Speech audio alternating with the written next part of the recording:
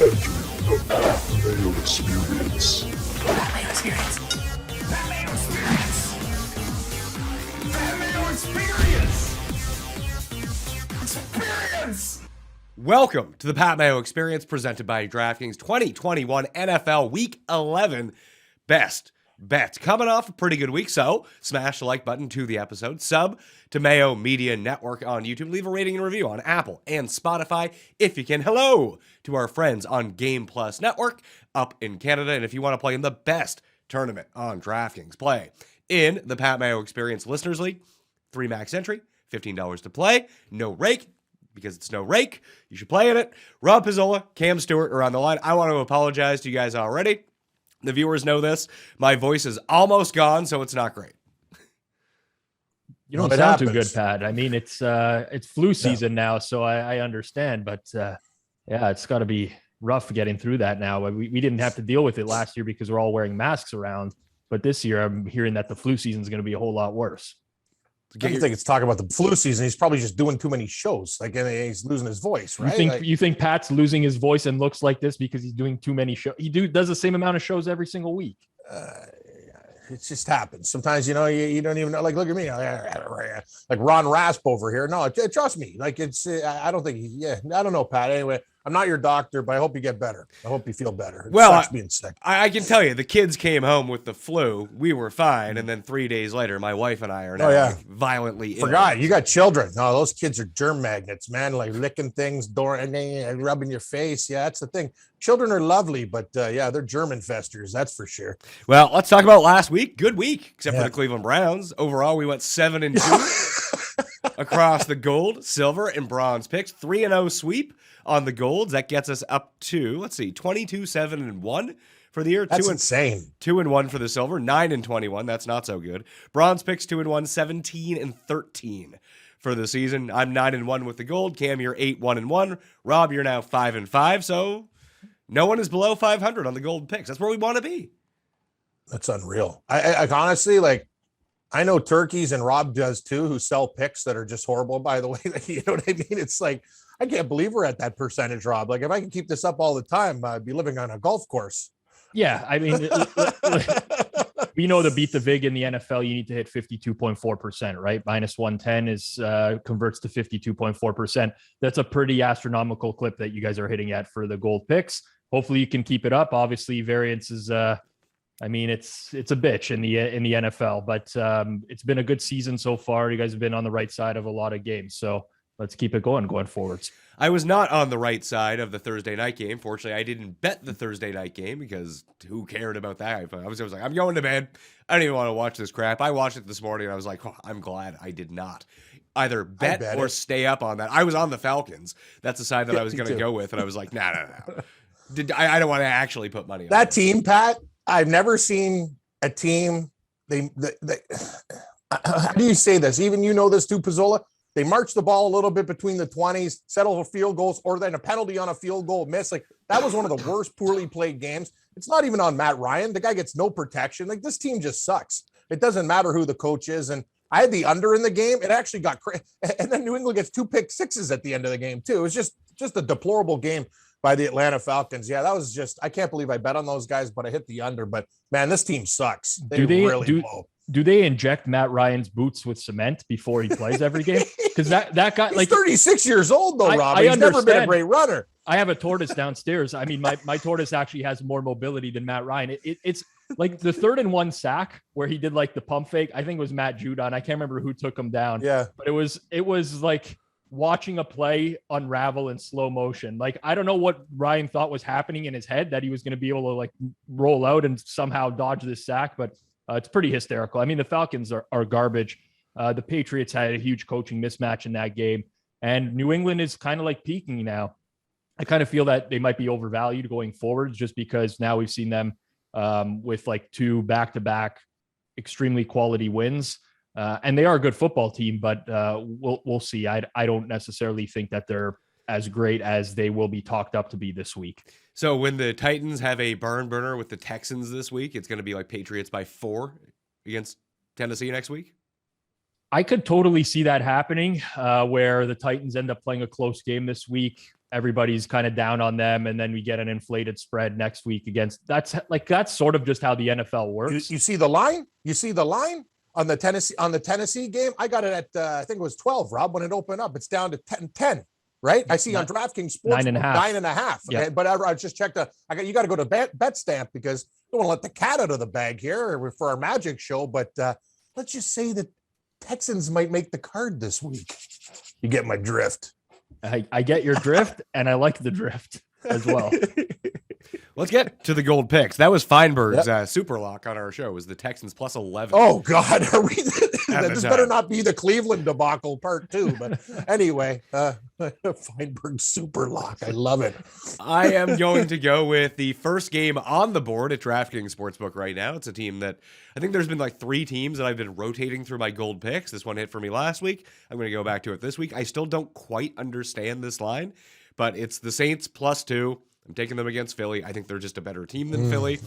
Philly has shown a propensity to play well and win in games where they can just kind of run wild. They want to run the ball 45 times a game all of a sudden between the backs, in between Jalen Hurts. And they might even get Miles Sanders back for this game, but you can't run on the Saints. So then it's going to be, hey, let's just drop everyone back and see if Jalen Hurts can pick us apart. Just not going to be that way. So again, this is going to be a field goal game. In games where I'm getting the points in a field goal game, I'm going to take it every single time. Saints plus 2, gold pick, Rob. Yeah, I can't disagree with you. I like the Saints as well this week. And I think your analysis was spot on, Pat. You look at what Philadelphia has done over the last month to kind of turn the tides for them. And they went from being the most heavy pass team in the league to now the most heavy run team in the league over the course of the last month. Well, that works when you're playing these horrible run defenses like the Lions and the Chargers and the Broncos. Now, all of a sudden, the Saints come into town. They have the best rush defense in the league in terms of success rate and DVOA. So I think it's going to be a lot harder for the Eagles to move the ball on the ground in this game. And, you know, the Eagles they've capitalized on some fortune lately. Like I used the Eagles as my goal pick against the Broncos last week. That's because the Broncos were down 3 of their starting 5 offensive linemen. They had numerous people missing in their front 7 as well. And that, I think, makes the Philadelphia Eagles a little bit overinflated. The Saints are going to run the same type of offense, right? We know New Orleans is very conservative. That's kind of worked for them. Limit mistakes, let the defense do some damage. But they run the ball quite heavily. They're successful at it. Whether or not Alvin Kamara plays or not, we will see. But the Eagles don't stop the run especially well either. They're lower half in the league in terms of defending the run. So I see this as a pretty big, solid matchup advantage for the New Orleans Saints. Again, you hit the nail on the head, Pat. They're the ones getting the points here. I don't think that this should be anything more than a pick 'em. I could argue the Saints should be favored. So I agree with you. I like New Orleans this week. Love it. I love it, Pat. 3's a crowd. The Saints, let's remember one thing too. They had a horrible start in the Simeon game against Atlanta. They went on gangbusters and the game ended. It's just, if you guys play 60 minutes of football, you could murder Philadelphia. That's the thing. And you saw last week too, they came back against the Titans and they actually got hosed on some major calls in that game. The NFL refereeing just continues to show itself. It's getting out of control and poor. We got to change things up. But anyway, Pat, love the pick. 3's a crowd here. I agree. I think the Saints win this game by 10 points, and we're getting to 10 points. Oh, I may have to alt spread this then to see how we're going to. I'm just feeling. Well, make sure Jerome Boger's crew is not reffing the Saints game before you decide to alternate spread it, because he has some sort of personal vendetta against the New Orleans. The league hates Sean Payton. The league hates. Let's call it out for what it is. It feels like the league hates Sean Payton. And I'm conspiracy theories, my murder mysteries, and all the other stuff. But it's true. You watch the way that the Saints get treated every single game. Sean Payton's a cocky guy. And he used to run up the score on teams, Rob, I think years ago. And I think a lot of the guys in the NFL brass and referees have an issue with him. Maybe he's not buddy-buddy with these guys. That's just my opinion. I think the Saints, a lot of the time, are not big fans of the coach, the refs. I'll make it clear. I don't believe in referees, point shaving, or it's so difficult to fix an NFL game. It's pretty much impossible. Mm-hmm. But I do believe that there's at least half of the officiating crews which are completely incompetent in the NFL. And it wildly swings games sometimes to the point where you just ask yourself, why do I even bet on this? That roughing the passer on Tannehill last week was a joke because it was an interception. It completely swung the game. Yeah, it got Saints money line. Now, come on now. Right. The Saints ended up covering the spread, but that's a huge swing from getting a turnover in the end zone and having first down to the Tennessee Titans scoring a touchdown on the drive. We're talking about an expected points swing of over a touchdown there. So pretty crazy stuff on a weekly basis. But I don't think I think I looked at the referee assignments this week, and I think the Saints one was okay. So hey, Pat, you listening? Digging deep referee assignments. Holy, Pizzola's doing his homework there. That's good stuff, Pizzola. Well, I had a guy on for the Euro preview, and like his big thing was like refs in the match to determine. It's important to determine like the amount of yellows versus reds that would be given out, like the averages per game from these specific refs against like these specific teams. It was like I was like, I don't know what's going on here, but I'll tell you. That's good. I'll listen. It doesn't always work though. Like I was watching the Canada-Mexico qualifiers the other night. That was the best. The referee's name was Escobar. I'm like, how could they allow this to happen? Like Canada-Mexico, the ref is Escobar. I mean, Canada won. They did get. You got to hand it to Canada too. The Mexicans are coming out in blankets. Let's play it in Edmonton, the second coldest city in Canada. It was a great move. Whatever for home field advantage, right? You got home pitch advantage. I don't know what it is in soccer. Do they still call it home field advantage? Regardless, I mean, those Mexicans didn't know what hit them having to play the Ice Teca. Snow. I am of two minds of this like Canadian soccer run. Like it's kind of fun to see because they haven't qualified for the World Cup, and I guess in my lifetime they have. In 1986 they made it, but I kind of want them to lose in the worst way possible because all of the people who, I don't want to say that I don't like, but I think are like very fair weather fans of sports are all really over this Canadian soccer thing. Yeah, but I don't know, Pat. I respect you and I love you, but just because they want Canada, there's a lot of good fans out there, you know. No. There are no fans. There are no fans of Canadian soccer. Like, let's be real. But now everyone's a fan. Like, give me a break. But you like, I see that kind of stuff frustrates me. Like, there's fans of Canadian soccer. I'm going to lose my Canadian card here for a second when I actually say this, but I'm very much in like the Jeff Feinberg camp of I can't stand like the World Juniors coverage in me Canada too. Around, yeah, well, that's out of control. And like I honestly sometimes just in my head I'm like I hope they lose in like the round robin so I don't have to deal with the network does it to them anyway. They're doing interviews with holograms and stuff like before the game, and Team USA is just sitting there going, thank you. Now these idiot Canadians are getting interviewed by every Tom, Dick, and Harry out there, and they have no pressure going into the final. That's why they beat us all the time. Pretty simple concept. Right. Like these are 17-year-old kids. Like you put so much pressure on them. And then the marketing in Canada is very much centered around like calling you out as like, you're not a true Canadian unless you watch the World Junior. It's like, why do I care about junior hockey? Like, I mean, some of the games are okay to watch, but most of them are like 14-1 blowout. Like, do I need to see Canada run Kazakhstan out of the rink? Like none of the hockey is really great. It's the best. It's the best, guys. You go on sites, I'm seeing like even for the OHL, WHL team, minus 2,800 total, 5.5 over, minus 580. I'm like, oh, okay. That seems pretty bettable.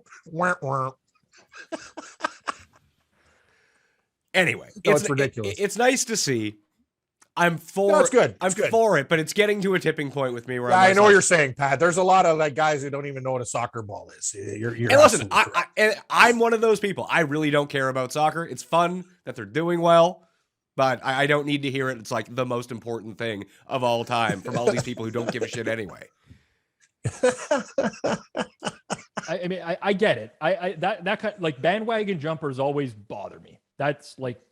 There's a lot of things that bother me. Like off cam, you guys have known me for a long time. Yeah, like same as me. Like look at our teams, Pizzola. Cowboys giving you heartbreak. Like I rip on the Seahawks, but I still love them. Like a real fan sticks by things through thick and thin. They don't waver. They don't jump ship.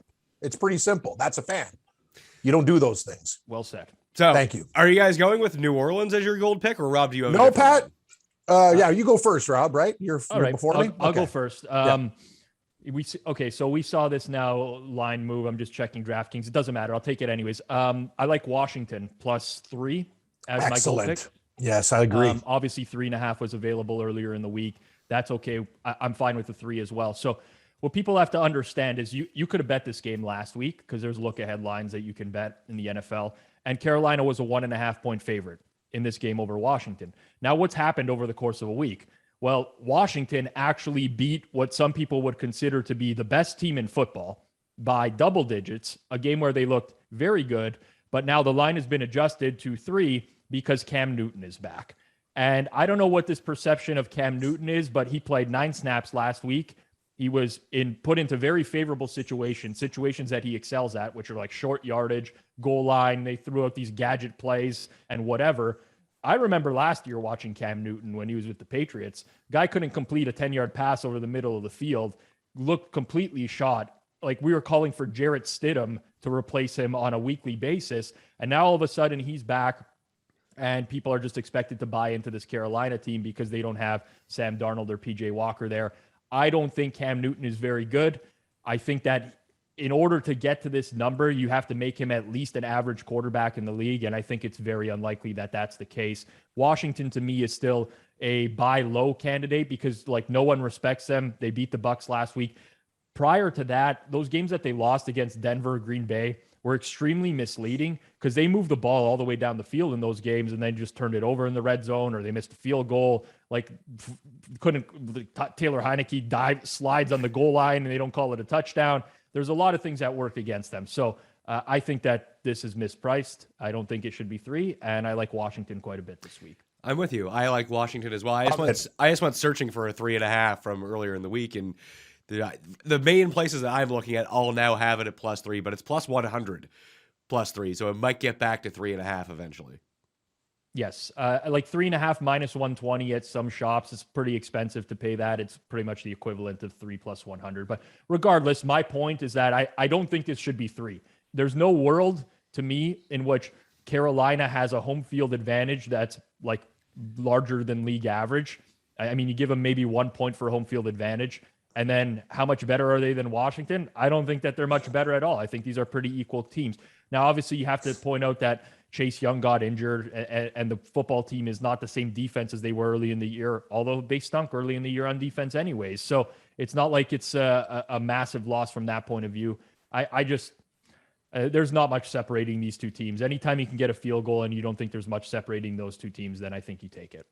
Cam, gold pick. Guys, I agree on everything. Rob, that was going to make the list. Pat, your Saints pick. So I'm going to mix it up there. I usually like 4 or 5 games a week. So we'll go in rotation here.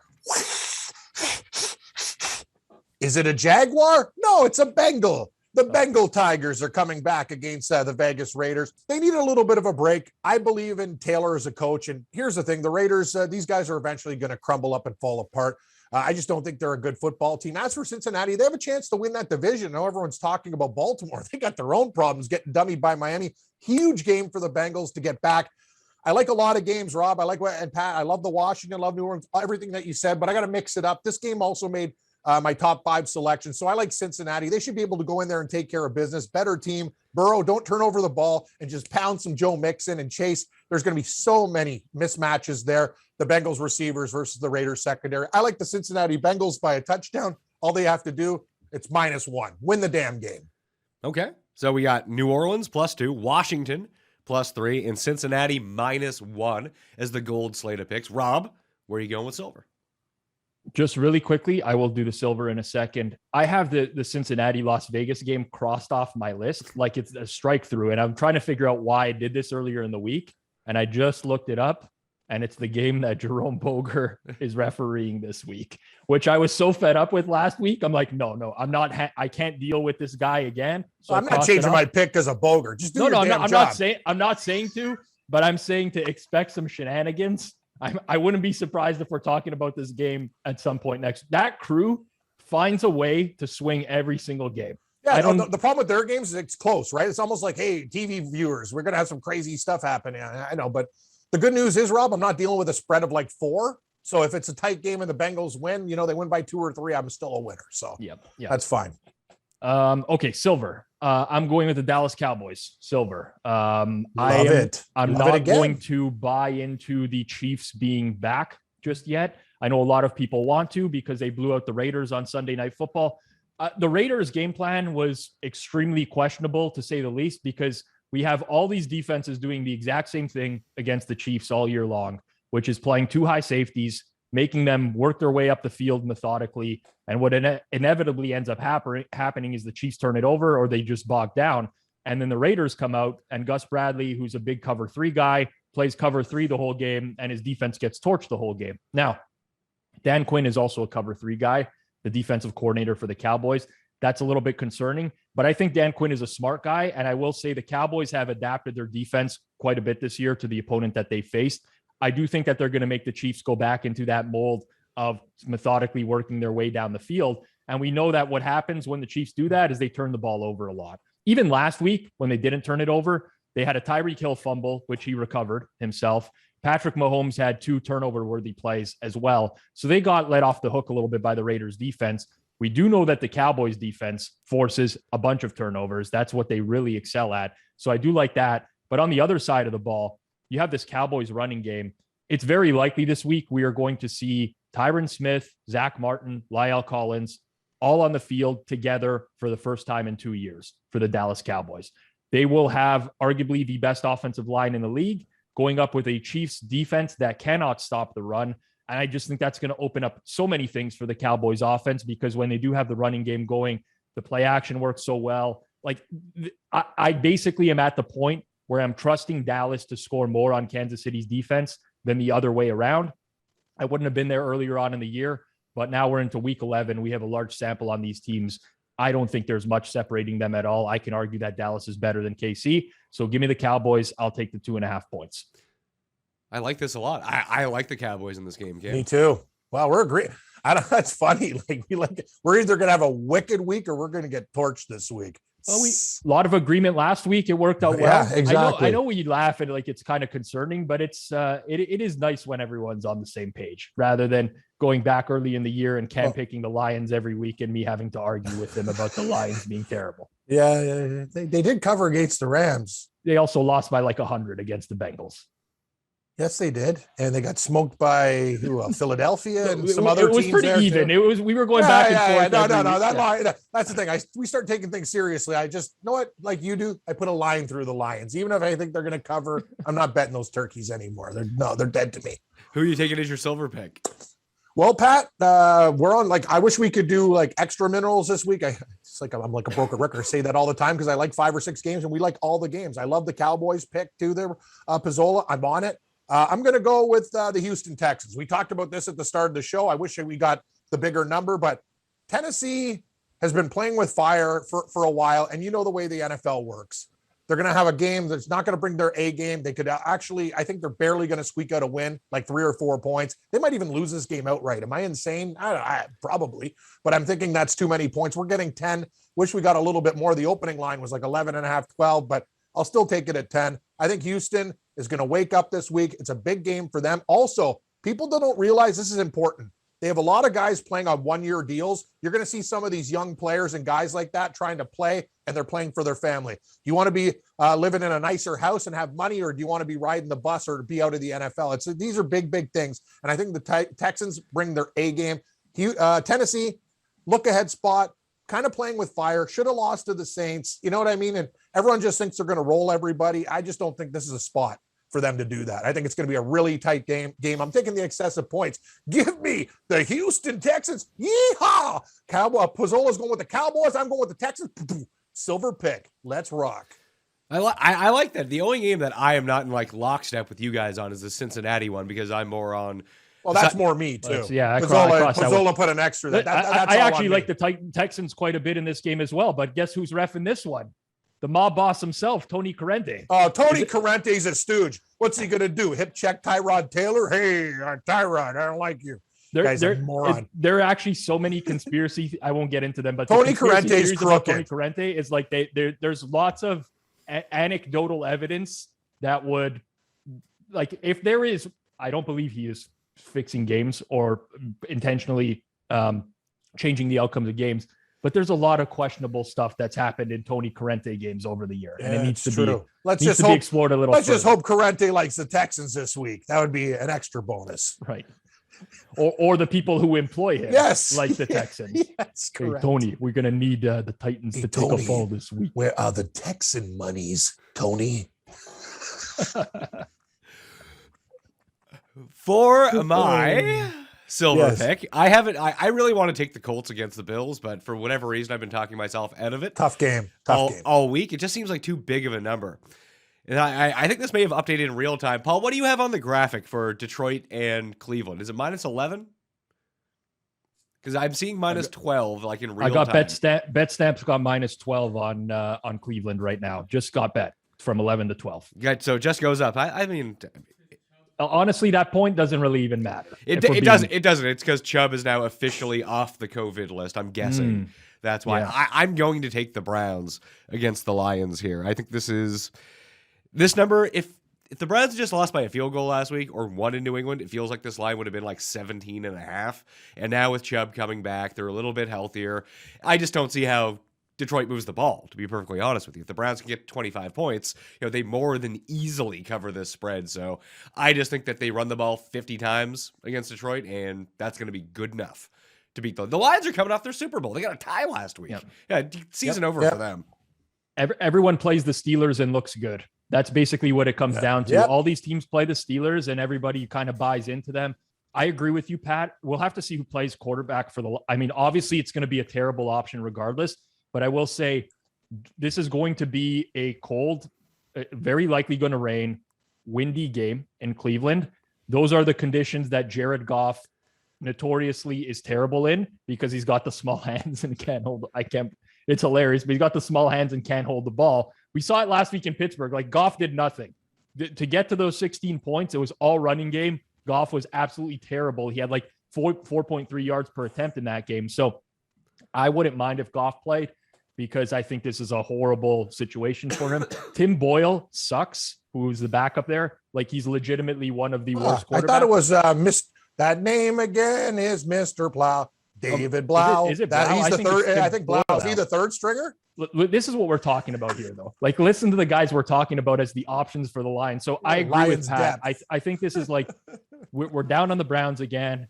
They horrible effort against the Patriots. Whenever Baker Mayfield plays any defense that has some sort of pulse, he looks terrible. Now he gets a defense that has no pulse. They're horrible. And I feel like the Browns just basically score at will in this game. So it is. I agree. It is Mr. Blau. That's Mr. my Blau. name. That name again is David Blau. Yeah, it is Blau. I thought Boyle was on IR and he was eligible to return. I hope Mr. Blau gets in the game. That would be hilarious. Actually, no, that's bad, Pat. You need Goff to stay in the game. That could actually be scary. I feel like I bet on Mr. Blau on Thanksgiving either last year. Yes, I did. I did too. Yes. Yep. I don't think that worked out for us. Did they cover with Mr. Blau? He actually didn't play too bad. I thought Blau's first game, I think they covered. I thought he Didn't they? played well in his first game, and then just afterwards was a disaster. Yeah, But that's true. I think I don't you're know. right. I have a bad memory with this stuff. I think that's accurate. Actually, he had a really good game in his debut, and then things went downhill after that. All right, It's Cam. not much of a downgrade from Goff. No, I mean, Goff is terrible at this point. In fact, I would actually be scared to face if I'm the Browns, right? You're probably spending your whole week game planning for Goff. Yeah. And if you get a different quarterback, we've seen this time and time again in the NFL where think about San Fran against Arizona a couple weeks ago, where you spend your whole week game planning for Kyler Murray. Instead, you get Colt McCoy, and then your defense just has no idea what they're facing because you didn't really watch tape on this guy for the week. So, like, there's an inherent disadvantage in getting a surprise quarterback late in the week. But the Browns are going to score. Like, that's what I'm very confident in this one. Like, they could just line up and run the ball like Pat said, over and over because the Lions defensive line isn't very good. And this is a really good offensive line. So I feel like regardless of who plays for the Lions, they're likely going to get smoked in this game. Bronze pick, Cam Stewart. Oh boy. So what do we do? I like all the other ones that you pick. What do we do? So I've got tennis. No, I got Houston and I got Cincinnati. I wanted to take the Packers, but you told me Custa's on it. That's just after that Jets debacle. You wanted the Vikings, right? I like the Vikings. So yeah, Vikings. Okay, yeah, okay. No, we're gonna go, Pat. I'll keep it the same, even though it's there. I got to go with the Saints. I just think the Saints are in a good spot. That was the game I originally listed. I had the Bengals, Saints, and Texans was my original three. I don't want to get off that, even though I love your picks. But Rob, I love every one of you guys. I think every one of our picks I love. Like, I'm betting all these games this week. But here's the thing. You said it. The Philadelphia Eagles are fraudulent. They're just going to, you said it. Jalen Hurts is going to run around, put up a ball, hope for a pass interference. Call. As for the Saints, they've been getting better every week. And we got to look at the games, not just about offense. First of all, Taysom Hill's going to have some more packages. We know, hey, Simeon did all right in that fourth quarter against Tennessee. They're marching the ball. The guy's actually not doing that bad. It's about the defense, though. Jalen Hurts, it doesn't matter if you can run. They're going to come up to block lanes, and you're going to get smoked in this game. I'd take the over sacks. I think he's going to get sacked a million times, hit a million times, and the Saints are going to win this game with defense. Their defense is superior. Philly's in trouble today. Saints outright. We're getting 2 points. Sign me up. I like it. Obviously, we're both in with you. Rob, you got a bronze. I'm feeling it. A good one. I do, but I'm actually going to pivot. Before the show, I would have said Houston, but last week, my bronze was the same as Cam Silver, which was Cleveland, and we got smoked. So for the sake of both of us, I'm not going to use Houston, even though I do like them quite a bit. I will pivot to probably the most square play of the entire week. You're going to see like all sorts of pros versus Joes stuff about this on Sunday. I don't care. I'm taking Baltimore -4 at Chicago. And a lot of this line movement over the course of the week early on has been because Lamar Jackson hasn't been practicing. He's missed the first 2 practices of the week. Marquise Brown didn't practice yesterday. Rashad Bateman didn't practice yesterday. This has been like a common theme for the Ravens a lot this year, where Jackson's just not able to practice. He's got like some mysterious illness. I don't know what it is, but I feel like we're at the point where we buy low on Baltimore now. Like they come off that Thursday night football loss against Miami, where Miami just blitzed the shit out of them, and Lamar Jackson had no answers. It's very different. Chicago can't do that. The reason the Dolphins can do that is because they have very good cover corners. So they can send a bunch of pressure and they can trust their corners one-on-one. The Bears can't do that. Bears have one of the worst sets of corners in the entire league. So they try to copy that game plan. And now with like Khalil Mack probably not going to play again this week, they're banged up in the front 7 on defense. I think this is a get-right game for the Baltimore Ravens offense. The last time we saw the Bears, who were they playing? They made it close against the Steelers on Monday Night Football. Again, I feel like just like kind of fade whoever makes it close against the Steelers, because the Steelers just do that to teams, to bad teams. They allow them to come back into games. How many times have we seen Pittsburgh do that where they had double-digit leads? They had it against Seattle, against Geno Smith. The following week was someone else as well, where they had a double-digit lead. They blew it late in the game there, or let that team back into the game. They did it with Chicago. I'm not a believer in the Bears. Like, think back to who was priced like this against the Bears this year. It was the San Francisco 49ers. I still think Baltimore is a much better team than them. Even like Green Bay was priced in a similar, like much higher than this. I don't get this. I'll take Baltimore -4. I'll like whatever. Public side doesn't bother me. I think this is a short number. Well, you tried to stay away from Cam in his silver pick with your bronze pick. I have a list of games here, and Baltimore was at the top, -4, as my bronze selection. So I'll run this one by you. We've been talking about Pittsburgh and how terrible they are, but the Chargers are kind of like equally terrible. What if you had Pittsburgh +5.5 against the Chargers in what's essentially a home game for them? I would take Pittsburgh. Yeah, it is a home game for them. So Chargers have no home field advantage. We talked about this before. Mason Rudolph is bad, man. Like he is. But Ben's going to be back, isn't he? This to me, 5.5 is a Mason Rudolph line, in my opinion. I think if Ben is back, you're stealing at the 5.5, because I think this number comes probably back go to down. 3.5, 4. Yeah, that's Ben. what I think will happen. Like if Ben gets announced that he's back, I think this comes down. So if you believe that, Pat, then for sure 5.5 is the play. But if you get the Mason Rudolph experience, it's painful. Like you can't beat the Lions at home with a much superior defense. Now Minkah Fitzpatrick's on the COVID list as well for them. TJ Watt's out. Like Ben, I have some sort of semblance of faith that, okay, he'll dink and dunk his way up the field. Rudolph, I don't even know how that guy's starting in the league. Or like, I don't know how he's in the NFL anymore. So I get it. It's just like kind of one of those fades of the Chargers as a favorite, which you can do anytime because they just don't cover by margin in general. But tough one for me personally. But you like Pittsburgh, Cam? Yes, I do. Yeah. The thing about the Chargers is they don't cover big numbers. I faded them against Minnesota. It's worked. Actually, I've had a good read on the Chargers this year. I've taken them at the right spot and faded them at the right spot. I just think it's too many points. I lean Pittsburgh Steelers, but Rob brings up a lot of very good points. If Big Ben plays at that number, I'd just steal. I'd actually smash that game. How do you feel about Indy and Buffalo? Like that? I lean Buffalo, but I don't like it. I like Indy a bit, but I don't like it. I'm scared that the Bills are going to get it together at some point. Like The thing with Buffalo this year is they've played such an easy schedule that it's very, very difficult to gauge who they actually are. But Josh Allen is second in the league in turnover-worthy plays. He's been very careless, and he's played the easiest schedule of opposing defenses. And I feel like the Colts are just not like the Colts are a fine team. They're an average team. They kept it close with Phil Rivers in the playoffs last year coming into Buffalo.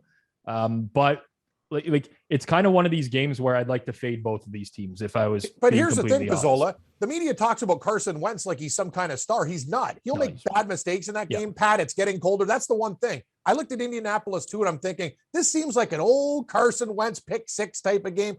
They got to use Jonathan Taylor, but that's the thing about the Bills. If they turn it on at home and Indianapolis gets down, this could be a blowout. I don't believe in Carson Wentz. That's the whole thing. I think he's one of the most overrated quarterbacks, and the media loves this guy for some reason. It's funny because they hate most gingers, but they love this guy. Well, get it. He was drafted high, and that always is like whenever someone's drafted high, the media will not write these guys off as being terrible. And that Carson Wentz, he's not terrible, but he's a below average quarterback. Yeah, right, he is. The thing is, like, the big thing for me here is that if you look at Buffalo on defense, they're very, very good against the run this year. And personally, the reason I like the Colts is I'm just not buying it. Because if you look at who Buffalo's faced this season, the only ground game they faced with a pulse was Tennessee with Derrick Henry. Derrick Henry ran for 143 yards on 20 carries in that game. He scored 3 touchdowns. I feel like the Colts offensive line can dictate this game, and Jonathan Taylor can have another big game. And I think if Jonathan Taylor has a big game, I find it very difficult to believe the Colts don't cover 7. So I think it becomes a matter of, can the Bills stop the run? If they do, and it's got to be Wentz beating them, it's not going to happen. But I think this is a bit of an expensive price at Buffalo. How about, and Cam, you'll dig this one for sure. Oh, no, I know where you're going. Tell me where you're going. I think I got a feeling. I think I got a feeling. We just saw a team on Monday Night Football demolish a team that, a lot of us think are going to the Super Bowl. Now, on a short week, they have to travel across the country to play in a very early game against a Jags team that is not good, but their defense is starting to look really good. That this could just be a classic, like 14-10 game for San Francisco. So they might lose outright, Pat. They might lose outright. That's the game I forgot. I love the Jaguars this week. I think everyone's going to be on San Francisco. I love them. I think they can win the game. And if I think they can win the game, you take the 6.5 points with them. San Francisco, everyone's talking, oh, yeah. You know what? They just had a good game plan. They smashed the rock against the Rams. And let's remember something about the Rams. They're flaky as a pie crust. They got so many stars and prima donnas on their team. That's a problem. It doesn't work. Why don't you ask Daniel Snyder of the Washington football team back in the day when they were the Redskins? And you know what? Star players, too much ego. And here's another thing there, Stafford. You're not that good either. You make a lot of mistakes, bro. I'm done with that guy. Everyone, Matt Stafford, Rams. Yeah, we'll see. Give me the damn Jaguars. I agree. Their defense is getting better. They might beat San Francisco outright. I got a lot of friends who are 49er fans who are probably not going to talk to me. That's fine. The one issue would be that it looks like Elijah Mitchell might miss this game, Rob, with a finger injury. We're not sure yet. That's good. It's good and it's bad because I actually think San Francisco is at its best when they're like throwing the ball down the field, and just losing running backs will activate them throwing the ball down the field, which is how I think you're going to get to Jacksonville. That if they just did their normal thing where they hand the ball off 38 times during a game, that I could see it being really close. That's really the one thing that kind of tears me here, as strange as that sounds. I'm not betting this game. Deep down, I think the 49ers are going to smoke the Jaguars. Really? I do. I think that everything that worked for them against the Rams offensively, the power running game, is going to work for them here. I love that they have Trent Williams back and playing really well on the left side of things. But personally, for me, I think the 49ers are undervalued because they played all these games without George Kittle, or George Kittle not at full health. And if you look at Jimmy G's splits with George Kittle on the field versus off the field, they're very different. I just don't think the Jags are good. Like, for me, there's certain teams in the league where you get to 4, 5, 6 weeks in the season and you say, we know that this team is terrible. I'm not going to bet this team unless I feel like I'm getting an egregious amount of points. If you guys think that, it's totally fair. I get it. For me, like Jets, Lions, Jags, and Texans, when they had Davis Mills, were the ones where you have to give me what I feel like is an absurd number in order to bet them. I don't think this is an absurd number. I think the 49ers are just a lot better. The travel from West Coast to East Coast is very much overstated. It hasn't really been a thing now in like 3 or 4 years. Teams have been better with their travel schedules. In fact, the market has, I guess, cooked that into the number a little bit too much, where it's actually been a good situation for a lot of teams traveling west and playing the early start time. So I don't see that as a reason either, but don't let me stop you. Like you guys are confident in the game. I'm not willing to bet my money on San Francisco in this spot either, but I feel like this is just a horrible matchup for the Jags. I just look at them shutting down the Bills. Then they shut down. I mean, the Colts scored a stupid pick six. Exactly. The Jags should have won that game. For everyone noticing, the Colts scored quick in that game and the Jags came back and Trevor Lawrence fumbled at the end. Honest to God, Indianapolis did nothing after the first quarter. The Jacksonville Jaguars dominated them. The problem is that they're not going to score any points, which is the real issue. Yep. Yeah. That's the problem. I mean, you know what you're going to get out of the Jags offense. Even their best games are the one maybe on Thursday Night Football against Cincinnati.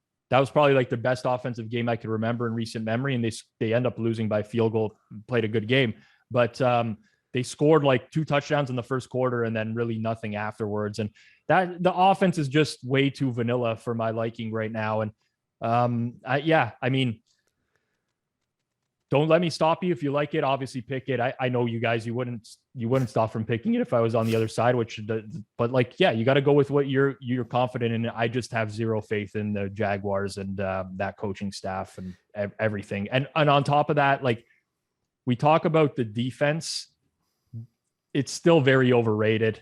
This O-line for San Fran, I think is going to push them around.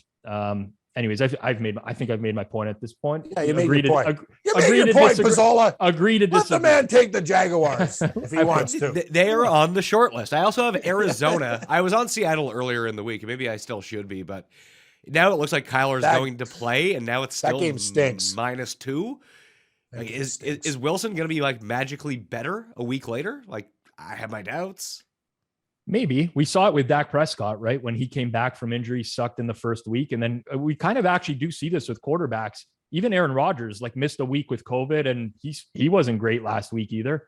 And then, remains to be seen how it'll play this upcoming week. But I don't know. I agree with Cam. That game is just something weird. Pete Carroll's talking about how they need to run the ball more again. Anytime Pete Carroll doesn't even know how to throw a challenge flag. He throws a cell phone. The guy, everybody, a flip phone. Yeah, the guy's a clown. Honest to God, just become a part of the Seagulls cheerleading team. You could be the male guy, hey, let's throw her up and catch it. I'm Pete Carroll. Honestly, get out of my life. Seattle needs Russell Wilson's not even going to be a Seahawk anymore. This team, we're going to have a total rebranding next year. Pat, hey, it's a tough game. Arizona should win, but something stinks with that line, buddy. I'm staying away from this game. I kind of feel the same way. -2 Arizona seems far too obvious just to be oh yeah, easy game. Let's go. No, nothing's easy. To me, I'd rather have Seattle. I feel regardless of whether Kyler plays or not, he's going to be limited in some capacity. Are you going to just let Kyler Murray come back and run around all over the field? I don't think they're going to do that. I think he'll take less chances and he'll try to stay healthy. So from that point of view, you're getting a line where it's kind of being valued Kyler Murray's at full strength. And I don't think he will be. It's tough with Seattle. What speaks to me in this game is the under. You got a quarterback coming back from injury, hasn't played in a few weeks. Maybe DeAndre Hopkins out again, so he doesn't have his plethora of weapons. You got Pete Carroll talking about we need to run the ball more again and whatever. This game screams under to me, even though I don't like the Seahawks defense, but they've actually been playing surprisingly well in the latter half of the year. So that's my look on the game. But so what have you run through so far, Pat? Yeah, Jags, Colts, Steelers, Baltimore, and then the last one.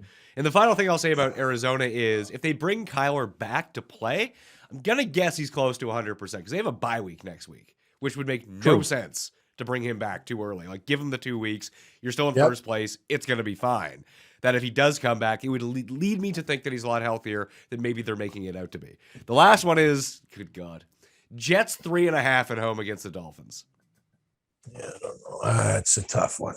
It's very tough. Actually, the Dolphins, you know what I mean? Dolphins are terrible. Dolphins form. Dolphins are bad. They're probably going to gag this game away. The Jets, with Flacco, actually feel more confident. You know what? I kind of lean that way. I want Magic Mike back in the game, but I'm not getting it. So Flacco scares me, Rob. Flacco. So I don't agree that the Dolphins are terrible. I think the Dolphins are bad and the Jets are terrible.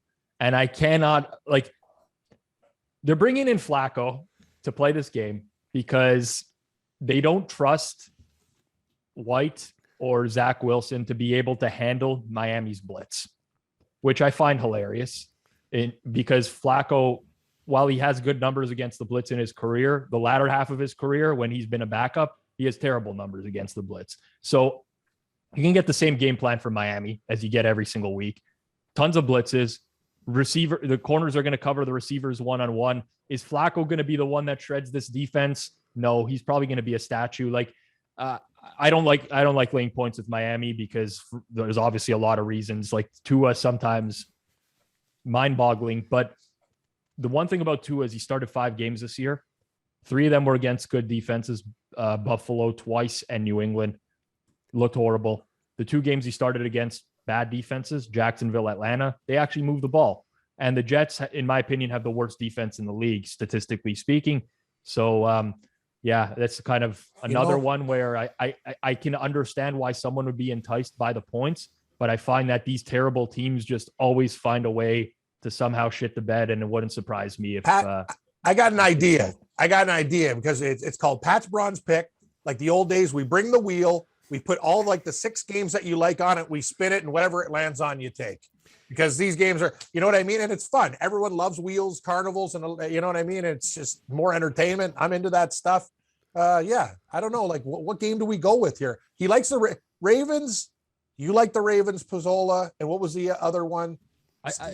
What's your favorite, Pat? What's your first instinct? Exactly, Pat. You gotta go with your gut, man. What's your first instinct? Oh, my first instinct I had written down as my bronze pick, Washington +3, but Rob already took it. So no, but we can take it again. We can do anything. We do it all right. Hey, sometimes it works, sometimes it doesn't. Tell me what you like the best. And don't worry about it. There we go. These are the mineral picks. Washington. I feel the most confident with Washington +3 over all of those games.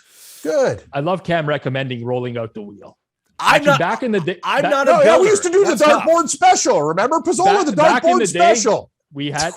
I was producing Cam and Gabe, and I put together the dartboard with every great team's idea. logo every day. What they don't realize is it took me like an hour and a half to do that because I used to have to use like the printers at the score, which was terrible and whatever. You're right. But whatever. I mean, I was getting paid to do it. Not well, but I was getting paid to put together that dartboard. And we were using it for picks that they couldn't decide on. It's a good segment. People like that. And when Gabe put the dart in my neck and everyone thought I was bleeding, we really played that one out well. We did play that Some one really up. good acting. Better than soap hindsight, operas. Maybe like that maybe wouldn't fly in 2021. It was a good What are thing. you talking about? We need more of that stuff. That's the problem with the world. It's so damn wussified now. You should put a dart through a guy's neck. Mayo gets it. Mayo knows entertainment and what sells. More fun. I don't disagree with you. I think that was a fun prank. I mean, we did a lot of dangerous stuff as well. Boss Rutan choked you out. Choking me out on air. Yeah, human resources love that one. I thought it was a joke because Cam's reaction was very real. It was very real. Cam got choked out, unconscious. I had to deal with the HR from that, by the way, because I was producing that show. Had no idea what was happening. Gabe is just encouraging. Yeah, choke him. And Cam's like, sure, I'll get choked and whatever. He was asleep in like 5 seconds. Oh, snorting like a pig. It was real. It was real. I'm lucky. I'm lucky that was 2011 or 2012. I would be definitely fired nowadays for something. I'm surprised we all didn't get fired for the things we do. But anyway, we tried. Yes, I mean, there was a lot of fireable offenses back in the day. Yes. Was that really like only 2012? I feel like I saw that clip on the Score commercial for like 3 straight years. No, did they use that in a commercial? There's no way they use that. Yeah, if they use that, hey, where's my residuals then? Like, come on. I actually went to HR that day, and I was not even aware that Cam was really asleep. Like, I thought it was a joke. They called me to HR after that show, and they're like, "What just happened here? Like, you can't let an employee get choked out on air." I'm like, he didn't get choked out. He was just acting. Like, it was just all a joke. They're like, "Are you sure?" Look, I'm like, "No." And then I go back, and Cam's like, "No, I was out." He's like, "I don't know what's happening." It was dark. I was snorting. Like, it was very real. You did snort a few times. That's why I thought it. That's what happens when you get choked out. Like, you don't know. Like, and remember, he told me, he goes, "Hey, you're lucky, Cam. When I did the show in Italy, the midget, he went in his pants. Apparently, like, Pat, a lot of the time when you get, like, you lose your body functions, like when you get clipped, and he goes, hey, at least he gave me a nice one, though. He gave me the blood rather than the one that hurt a lot more, because there's different types of chokes. But anyway, I didn't go in my pants, and that's a victory for me. Well, that will do it on the Pat Mayo Experience for Week 11. You can find the cheat sheet up on DKNation.com. If you want to find that clip, I just searched it. Boz Rutan chokes out TV personality Cam Stewart. It's on YouTube. Yes, it is. You can find it. Rob, what do you got going on this week? Yeah, I mean, not a whole lot. I'm usually just like living in misery now that it gets dark at like 4:30 every day and feels like it's bedtime. But for those who want to check out my app, it's BetStamp. You can visit the website betstamp.app or just download it on your mobile device.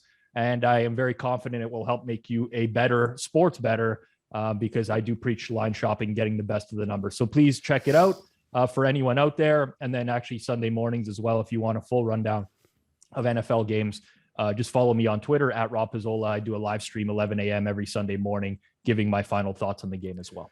Cam Stewart, Sports Grid Radio, where you're on every day. People ask me all the time, you need to have Cam on more. And I'm like, Cam works every single day, all day. You can listen to him. Thank you. And Rob, by the way, I need some best foods and stuff for diabetes. I've got lists, but I'd like to get your personal ones. And pears was a great option. I really enjoyed and less sugar. Anyway, I'm on Sports Grid today. Starting at 4 o'clock, 6 o'clock, me and Gabe Morency, as you mentioned, the guy who told Boss Rutan to choke me out, 6 to 7. It's called Game Time Decisions. We bet every game. And trust me, we have a big card. Then we go in-game live on Sports Grid. Check it out on all the platforms. It's on Roku and different type of stuff, like too many to name right now. And on Sunday afternoon at 1 o'clock Eastern, we do in-game live NFL edition, where me and the Irish Bear, Kevin Walsh, go through all the games and hopefully get you some tips. Like last week, we had Washington, and that worked out very, very well against Tampa Bay. We just kept on live betting it, and it was just an absolute windfall for everybody, Pat. What's it like doing a show during the games? It's very frustrating. I'm not going to lie. If I personally,